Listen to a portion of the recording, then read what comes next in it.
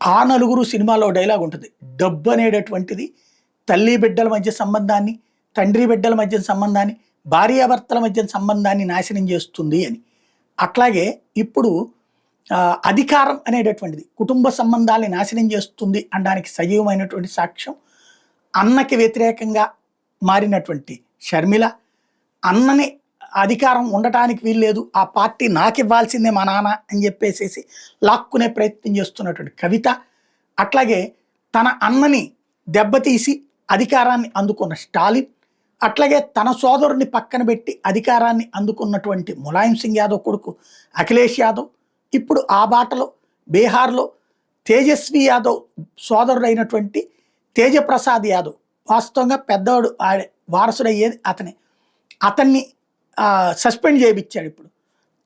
ఇప్పుడు చివరికి అతను చెప్తున్నాడు అనమాట, నేనే లాలూతో నా మీద నెగిటివ్ చెప్పి చెడగొట్టారు, తేజస్వి యాదవ్ దీని వెనకాల ఉన్నాడు, మా నాన్న చాలా గొప్పోడు మంచోడు, నాన్నకు వారసుడు నేనవుతానని కాబట్టి చెడగొట్టారు, కాకపోతే మా తేజస్వి యాదవ్ సీఎం కావాలని నేను కోరుకుంటున్నా, కానీ కింగ్ మేకర్ నేను అవ్వాలని కోరుకున్నా. అంటే ఈయన ప్రాంతీయ పార్టీ పెట్టబోతున్నాడు.